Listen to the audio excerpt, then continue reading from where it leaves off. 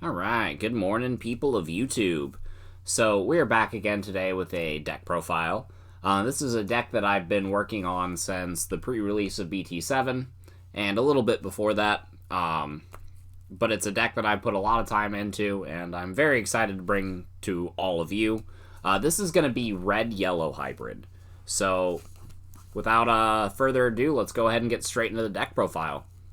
So we're starting off with the eggs. We got 4 copies of Kupurimon. This is the new egg from Bt7. It says while you have a Tamer, you get plus 1,000. This is pretty much always live, so it's the best egg we can play. And then for the 5th egg, we play 1 copy of Demi-Meramon. Because we are playing yellow hybrid cards, we have a lot of recovery. So the game has potential to go longer, so we do play the 5 eggs. We're going to start with the Tamers because they function as rookies as well. I got 4 copies of Zoe. This is the new Tamer from Bt7. Its inheritable effect gives your security Digimon plus 3,000, which is alright. But its main effect says whenever you play it, you get to look at your security and grab a hybrid card and put it into your hand, and then recover. And that isn't color restricted, so you can grab any of your red cards as well. And this card can evolve into all of your yellow hybrid Digimon, so you play 4 of it, and it's really nice. I play 3 copies of TK.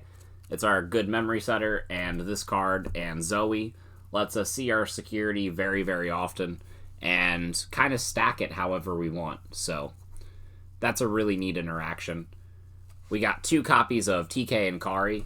This card will give us 2 memory if our security is lower than our opponent's at the start of our turn, but it also has another fun effect that says if one of your yellow Digimon attacks, you can suspend it and give something minus 1,000. So you can use these to like help pick off Bokomon and Nemon if you can get both of them out in play.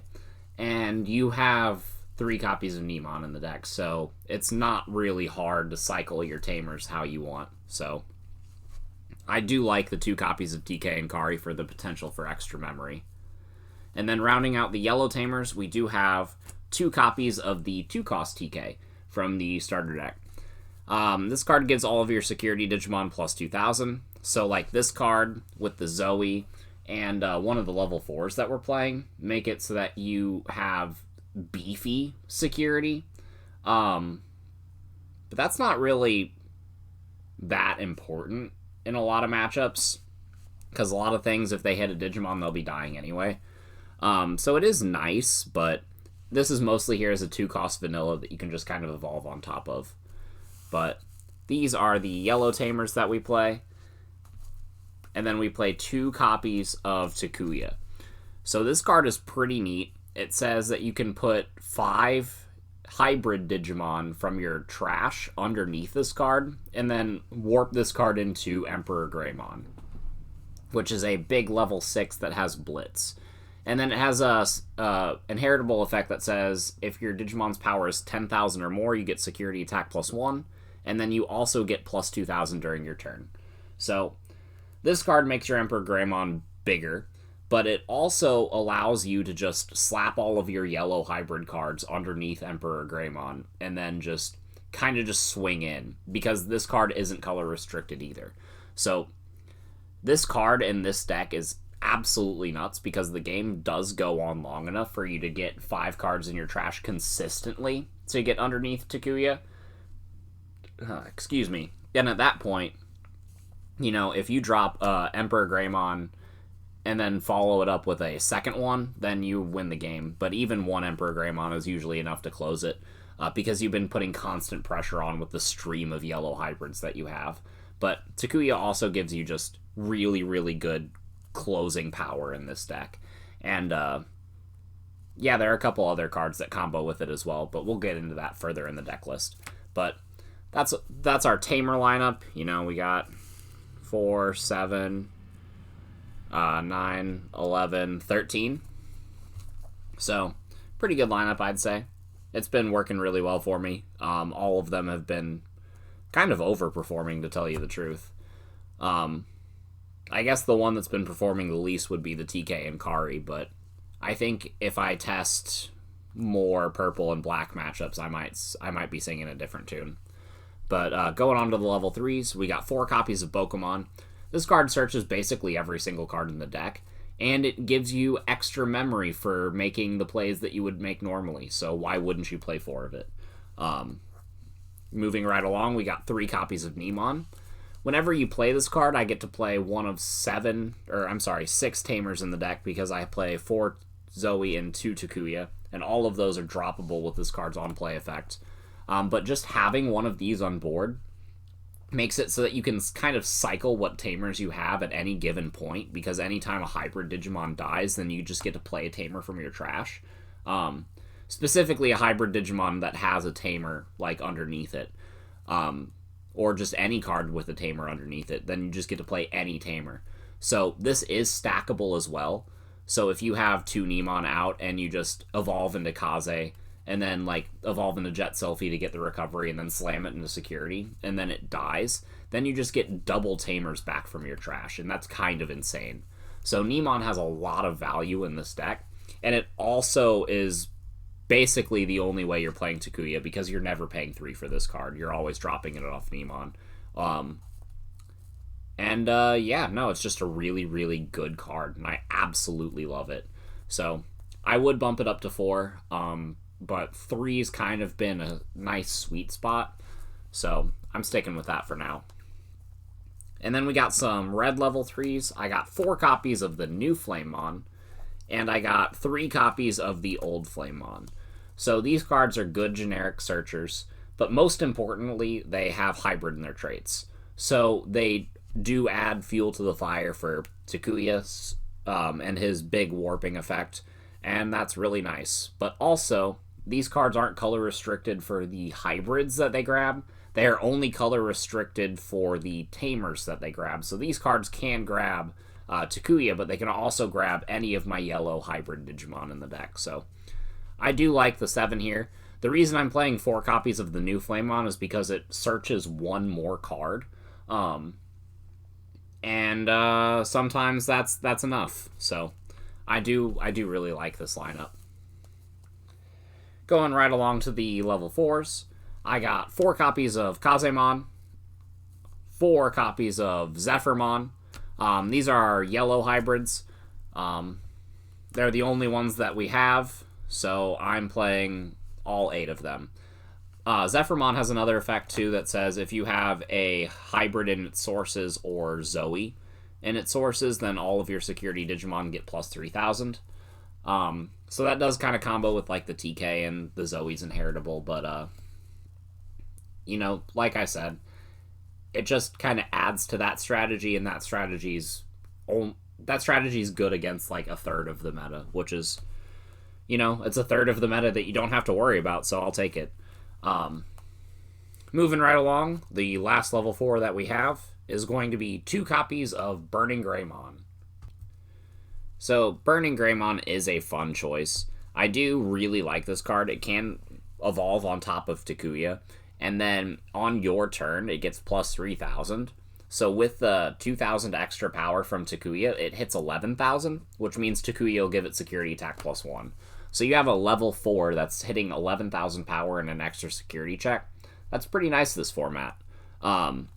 Plus, if you evolve this on top of Takuya while you have a Nemon out and you swing at security and like you hit an option and you do die, then you just get to play the Takuya back. And you have 1 more hybrid in your trash ready to make your big EmperorGreymon play. So I do really like the Burning Greymon. It is a nice tech.